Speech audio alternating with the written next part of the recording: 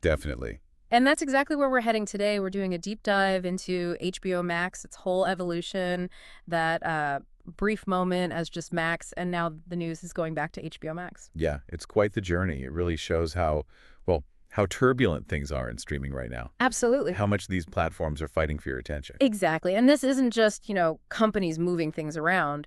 It directly affects what you watch, how you find stuff in this huge streaming world. Mm-hmm. So our goal today is to unpack the strategy behind it all, understand the why without, getting bogged down in corporate speak. Right. Make sense of it for your viewing future. Yeah, give you a clearer picture. We're not just listing the changes. We want to get at the thinking behind them, what it signals for the actual shows and movies. And we're digging into the analysis from the NEXTGEN AI POD for this. They did a great piece, the HBO Max Evolution and Rebranding Saga. Yes, it provides a really useful way to look at these, well, pretty quick changes. Okay, let's get into it. Starting back in May 2020, the launch of HBO Max. Right. So the initial idea was pretty ambitious.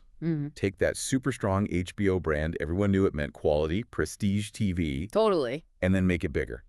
Add a whole lot more content from the wider Warner Media world. So bringing in things like Warner Bros., movies, DC stuff, a much broader mix than just those classic HBO Sunday night dramas. Exactly. Stuff HBO had built its reputation on. So the strategy basically was aiming to be a streaming heavyweight by offering both that top-tier quality and just a lot more to watch. That's the core idea. Yeah. You had Netflix, Disney Plus was growing fast. The thinking was create something more comprehensive, offer more value. Attract more people, keep them subscribed. Capture the viewers who love the big acclaimed shows, but maybe also wanted something, lighter during the week or something for the family. Makes sense. You come for, say, Game of Thrones or maybe Euphoria. Yeah, those big cultural hits. But then you stick around and find a classic movie or an animated series all on the same app. Turning it into more of a one-stop entertainment shop. Right. Okay, fast forward to 2023.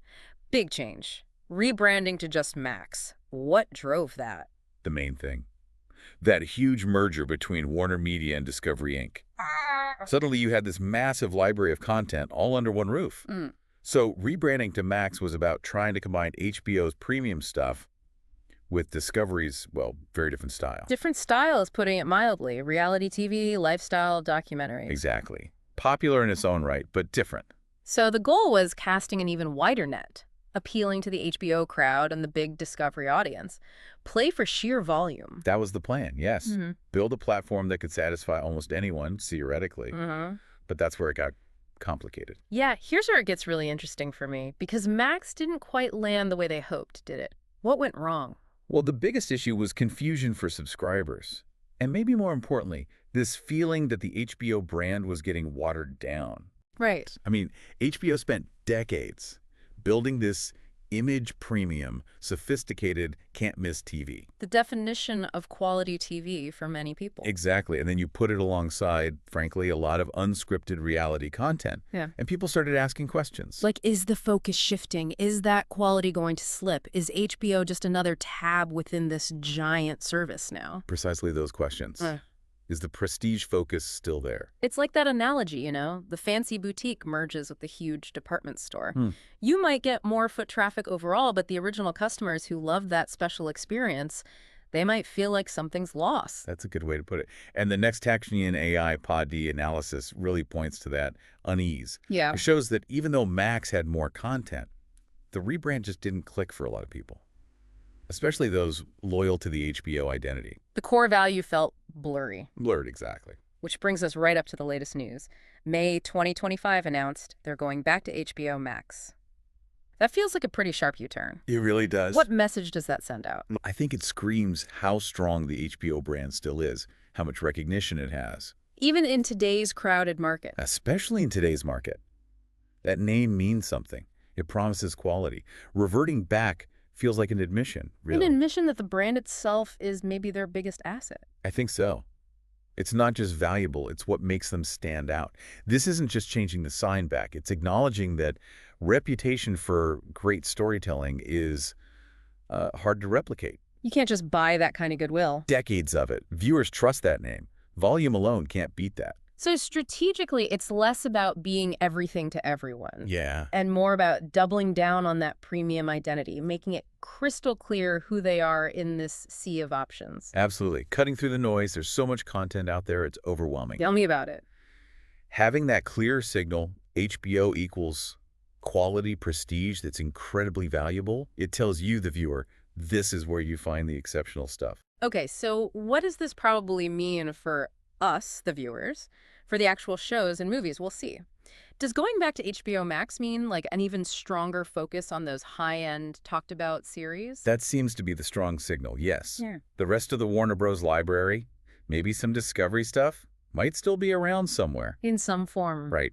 But the main push under the HBO Max name will likely be strengthening that core offering, premium originals. So more investment in those big, ambitious shows HBO is known for. That would be my expectation. Continued significant investment there. That's definitely good news if you're a fan of things like, say, The Last of Us or Succession. Which, as the NEXTGEN AI pod points out, were huge hits during the Max phase. Right. It shows that commitment to storytelling excellence, as they put it, didn't really vanish. Exactly. The quality was still there. It was more about the packaging, the branding, the perception. Even shows like Peacemaker or And Just Like That kept delivering interesting originals. Across different genres, too. So the return to HBO Max feels like clarifying that identity, reassuring viewers that that kind of content is still #1 priority.